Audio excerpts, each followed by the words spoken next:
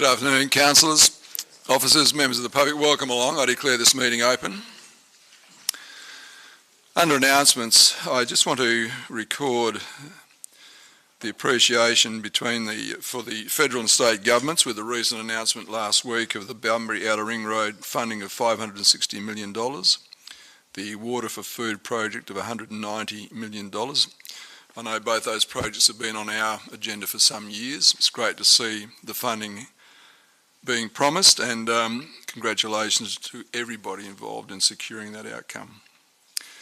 Certainly the next focus for the Bunbury Geograph region is to secure the Albemarle lithium plant out at Kemerton. That's an absolutely must-get project for our Bunbury Geograph region.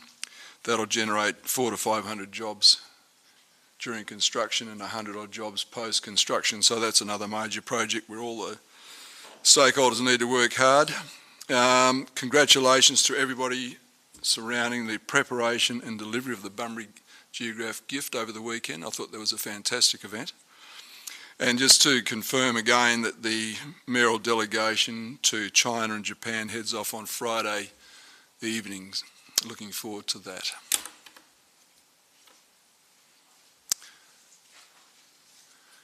Councillor Warnock is an apology for tonight, and Councillor Steck is on approved leave of absence.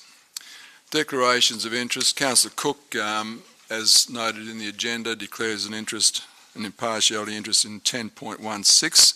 Are there any further declarations of interest, councillors? Councillor McGraw. I just realised I didn't put one in it last week either, but impartial interest on the same item, 10.16, is on the board of the Cults Career Club, which is a not-for-profit organisation as well.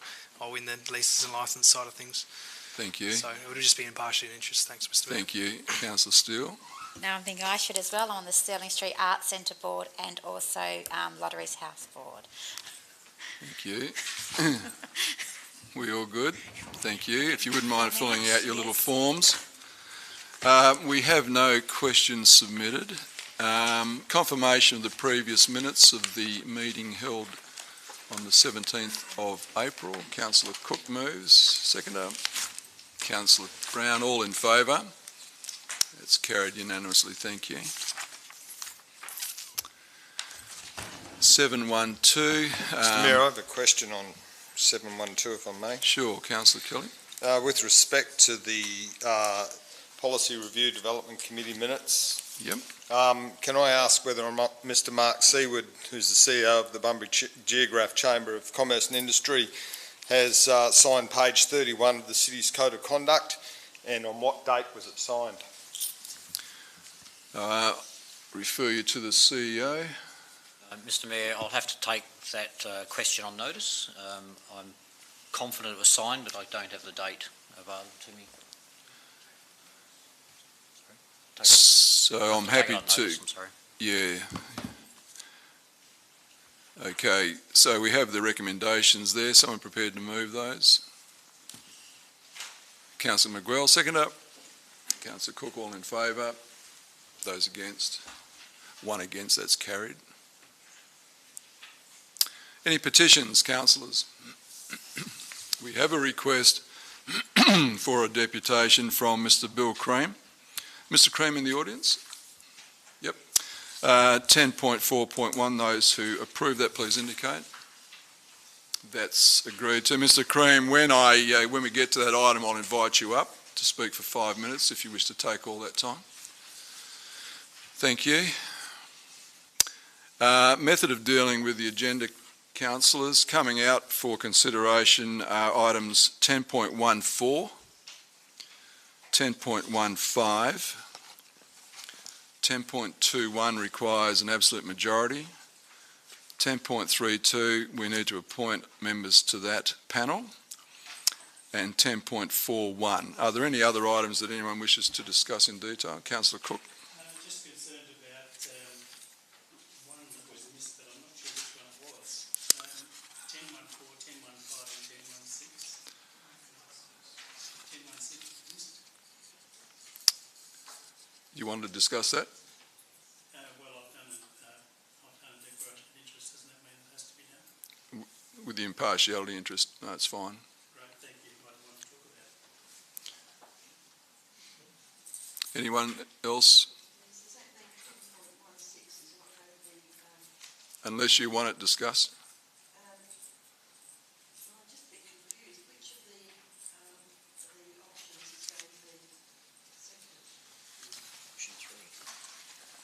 As the committee has recommended, option 3. We all good? So we move the bulk. Councillor Cook. Seconder, Councillor Hayward. All in favour?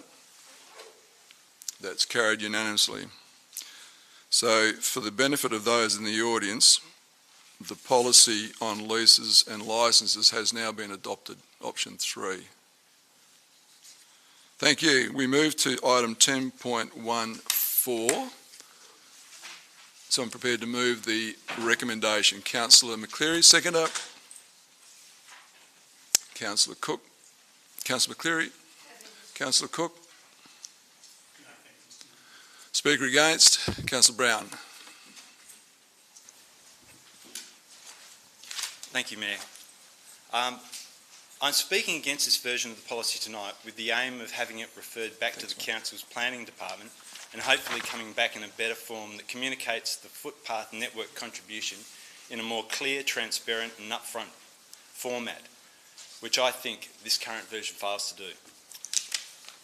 My first concern was the length of time that this policy is to be our interim policy, but the more I looked at it and saw what other agencies and local authorities have in place, the more I saw the inadequacies of the version we are voting on tonight.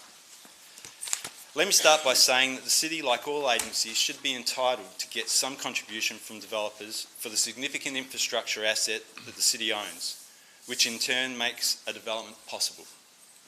Bunbury is in a position that it only has 2 Englobo development parcels of land that are left to be developed, Chewett Brook and Glen Iris. If Bunbury is to grow, then infill subdivisions of existing lots are going to be the driver of our growth, and we will rely on these policies for guidance. As can be seen in the background notes, this policy is only a temporary policy, while the Comprehensive Development Contribution Plan is being worked out for infill subdivision. As we heard last week, the Development Contribution Plan will take over 12 months to be functional. For a temporary 3-month period I could live with. However, to stick with this for 12 months is far too long. In these first 6 months I've been on council, I have heard 3 deputations and 1 SAT referral about the implementation of what we are voting on tonight, all from ex-councillors. How many more SAT and council deputations will the City have to go through over the next 12 months if we implement this version of the policy? For this type of policy to work, developers need to know what costs are going to be required prior to making an investment. This policy as it stands is vague and subjective. It is confusing and doesn't address new development zones in our new local town planning scheme. Developers create projects and those projects are costed prior to making informed decisions. Their final commitment is made on facts. They know what their costs will be. Most agencies that require contributions for infrastructure outline clearly what those costs will be. Typical agencies in Bunbury, such as the Water Corporation, Western Power and ACWest, clearly communicate their headworks charges to developers prior to any development application. A random search of other local authorities like York and Armidale give a simple rate per linear metre, and Busselton and Armidale put their development costs up front on their website. The footpath network contribution is currently the City of Bunbury's only infrastructure or headworks charge and is communicated to the developer once the development application has been approved. Sometimes a very late surprise of an extra $1,500 at the end of the approval process.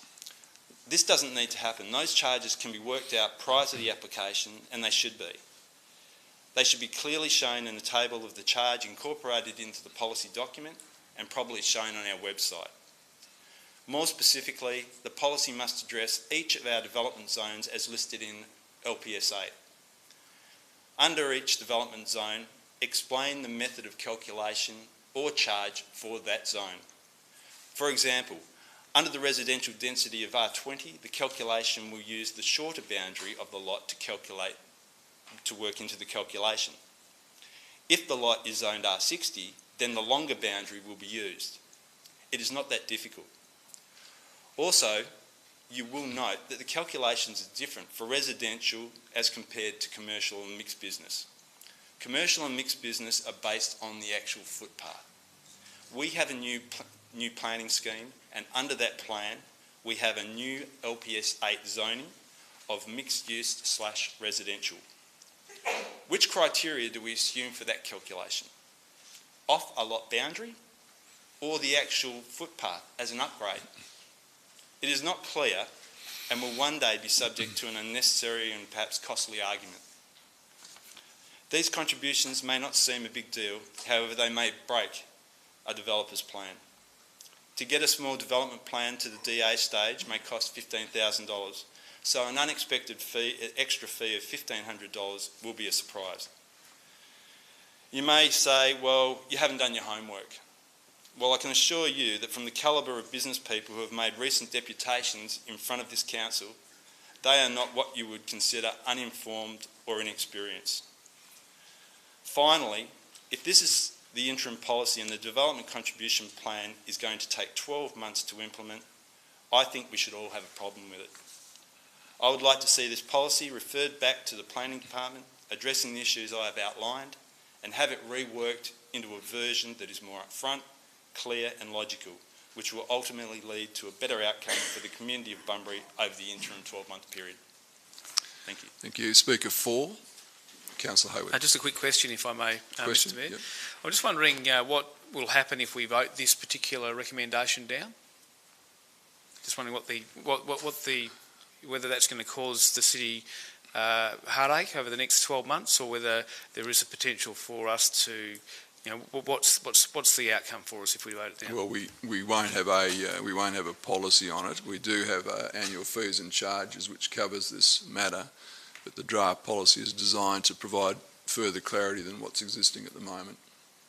I think, as Councillor Brown has indicated, he'd like to flag that it goes back to, back to our planning staff for further review. To Speaker 4. Mr Mayor, I've just got a question as well.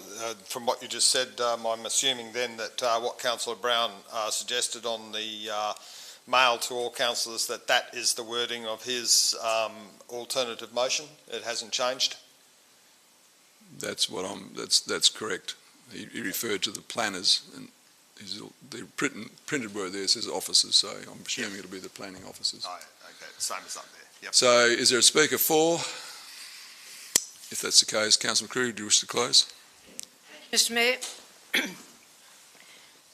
we've been waiting a long time for a policy like this, and the executive have worked, I believe, diligently to come up with suggestions and with a policy which is now has been put in place with the policy committee, of which I believe our councillor Todd Brown is a member of. I feel that I'm quite satisfied with the recommendation that is put forward tonight. It is an interim one. The in-depth information which we've just been shared with, which I believe is absolutely wonderful of Councillor Brown to put it all together. However, that is with our planning. I don't have the rules and regulations in front of me to be able to make a decision tonight whether this a good thing or a bad thing, whether we should get more involved with a actual policy or having something that is pretty much movable for the executive to be able to work within the planning department when developers come. So I'm going to ask that please work with what is here. In 12 months' time, we will have something better to work with and more in detail. This is just an interim policy, okay? So please don't feel 12 months in the public service is not a long time. So thank you. Thank you. I'll put it all in favour. Please indicate. Those against? It's tied. I'm going with the policy.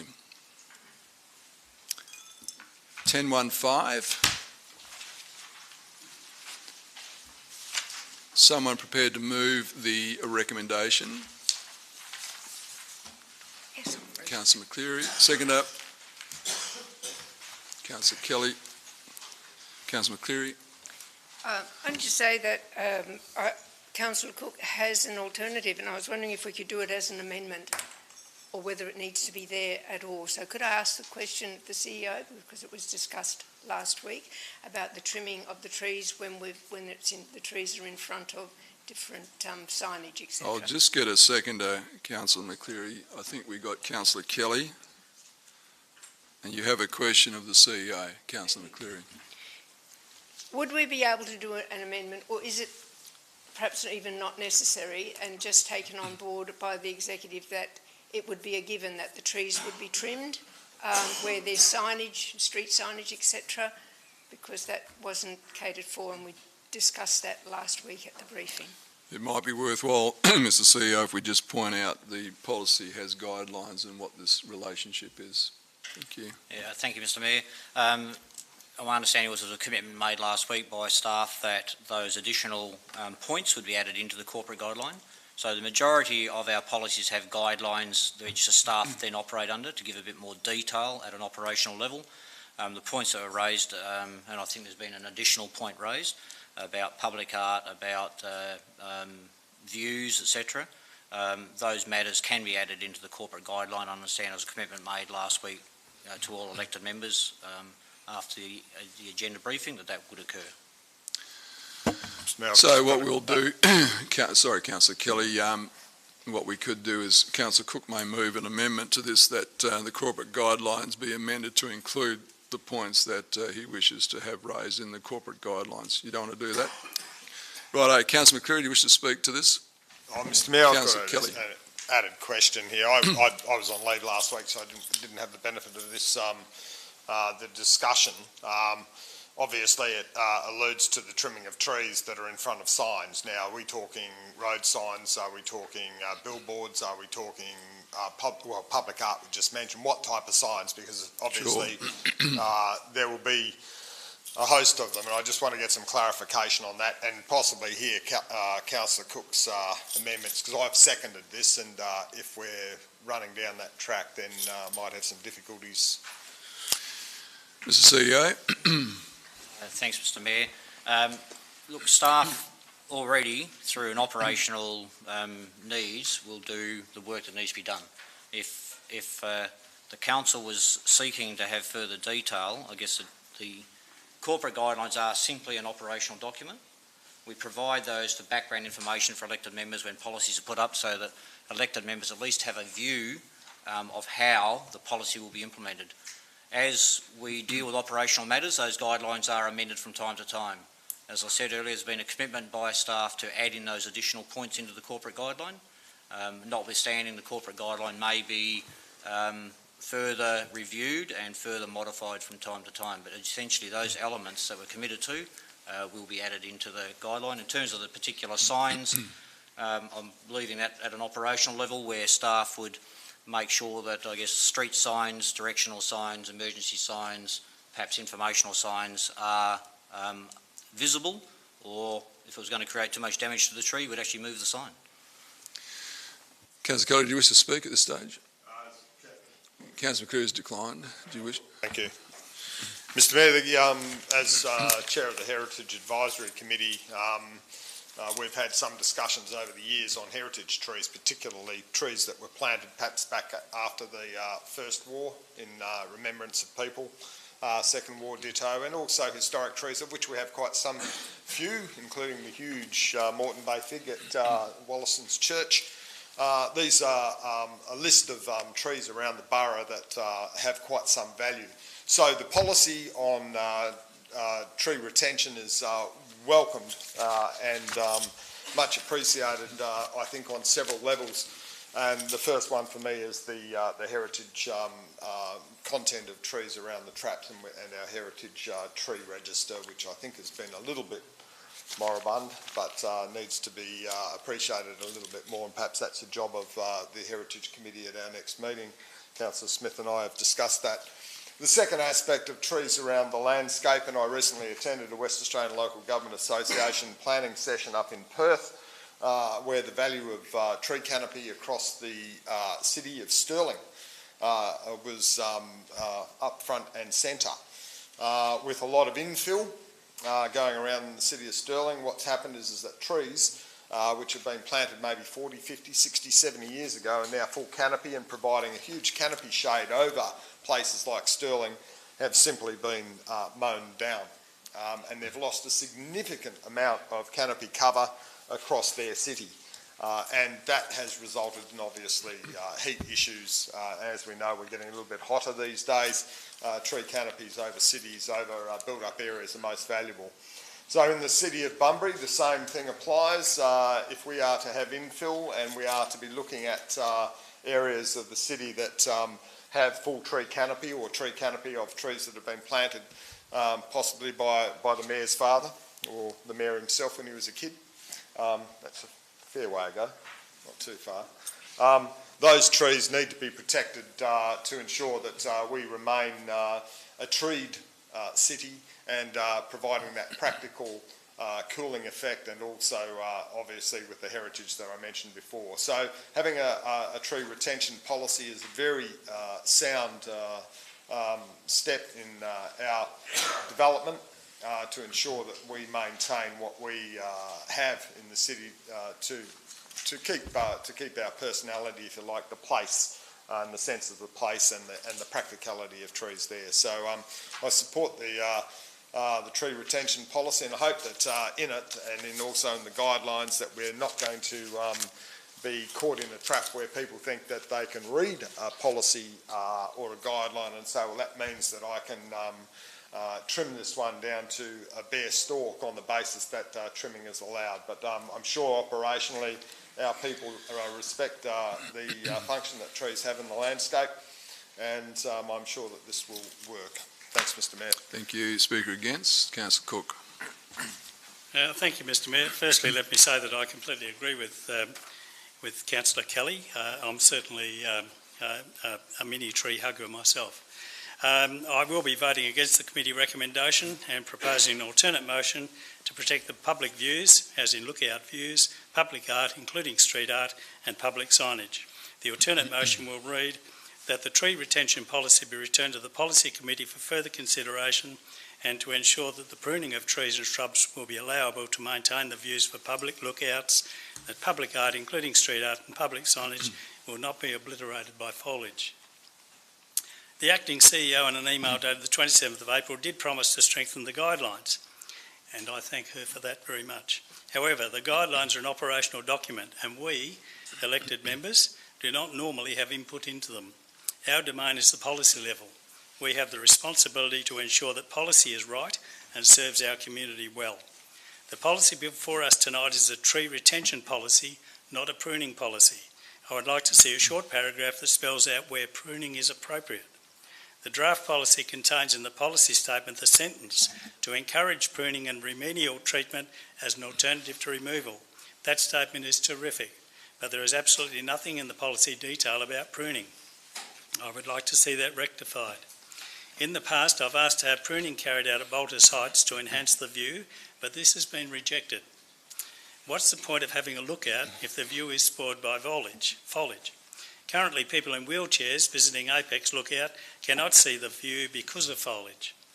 The street art facing Parkville Street, opposite the library, is completely covered by a tree. That particular tree is on private property, but is an example of how public art can be covered and hidden from view. The other matter is signage. What's the point of having signage for any purpose if it cannot be seen? Mr Mayor, councillors, I ask that you join me to defeat this motion and support my alternative. Thank you. Thank you. Is there a speaker for? Councillor McCreary, do you wish to close? I'll put it all in favour, please indicate. Those against? Are we tied again? I'm going with the policy. We move to 10.2.1 and this requires an absolute majority. Can I have someone prepared to move the recommendation? Thank you, Councillor Kelly. Seconder? Second. Thank you, Councillor Cook.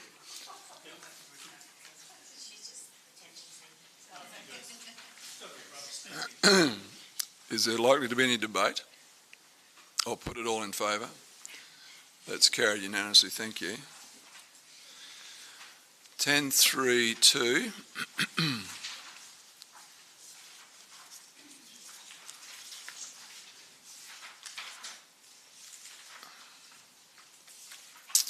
I invite nominations for this panel. Where are we? Yep. Councillor McCreary, you wish to be considered? Anybody else wish to go onto the panel? Councillor Steele.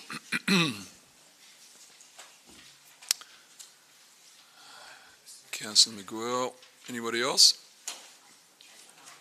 Can someone move that Councillors McCleary, Steele and McGuell form this panel? Councillor Cook, seconder. Councillor Brown. All those in favour? That's carried unanimously. Thank you. We move to 10.41, and Mr. Cream, please come forward to the lectern.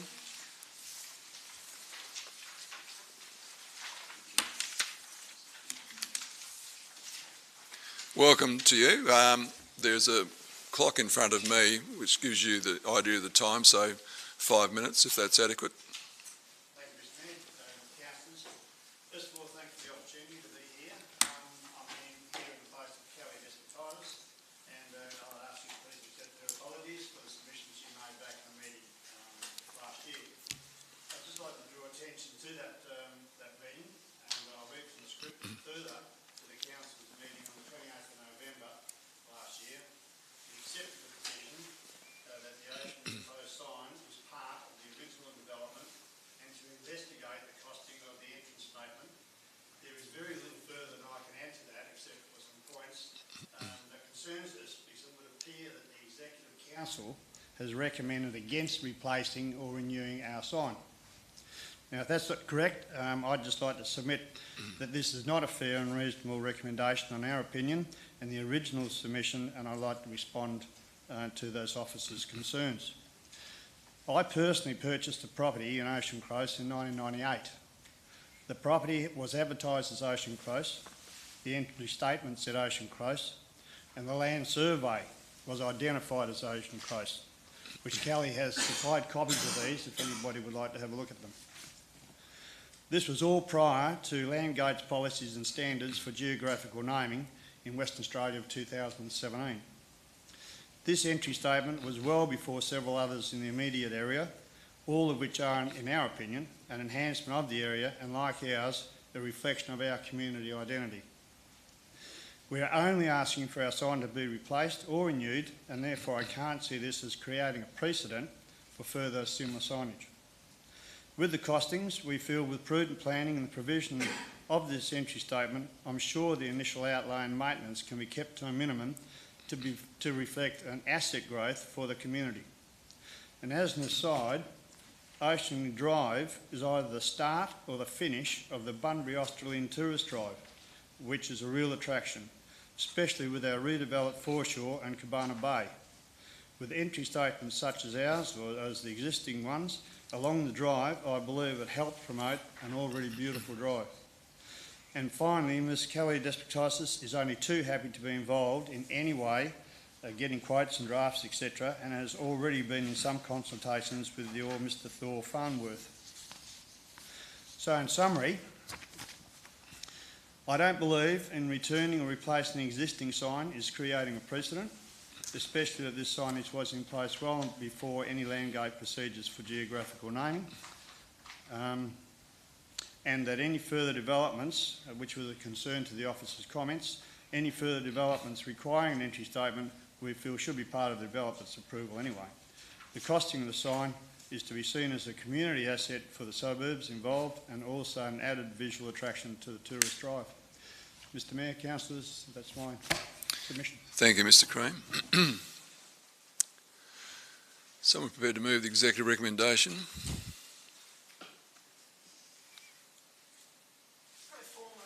Yeah, thank you, Councillor McCreary. Is there a seconder? I'll second it pro forma. Councillor McCreary? I think I'll speak. The recommendation deals with the initial request for the sign to be replaced, and the officers have done their work.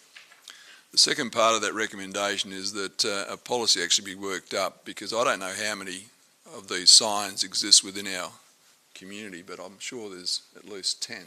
There may be more. So it's a reasonable position the officers have put to us, where we consider the cost of that and how we would apply a policy to renewal or maintaining these various marketing-driven signs. Is there a speaker against? I'll put it all in favour, please indicate. Those against. It's tied again. I'm going with executive recommendation. So, Mr. Crean, the executive recommendation has been adopted on my casting vote.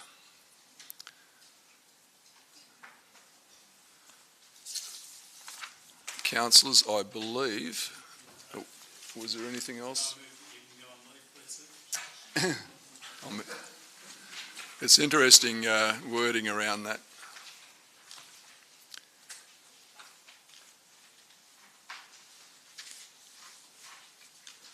The recommendation says is granted leave of absence from all council-related business. Well, I'm actually going to be totally engaged in council-related business for the 2 weeks. So, sorry? In Australia. Thank you. There we go. I'm sure that that'll be tidied up by Mr. Galinsky. So you're moving that way, Councillor Cook. Is there somebody else prepared to move that? Councillor McCleary, all in favour? That's carried unanimously. Thank you. Ladies and gentlemen, thank you very much for your attendance tonight. Officers, councillors and members of the public, meeting closed at 6:02 p.m.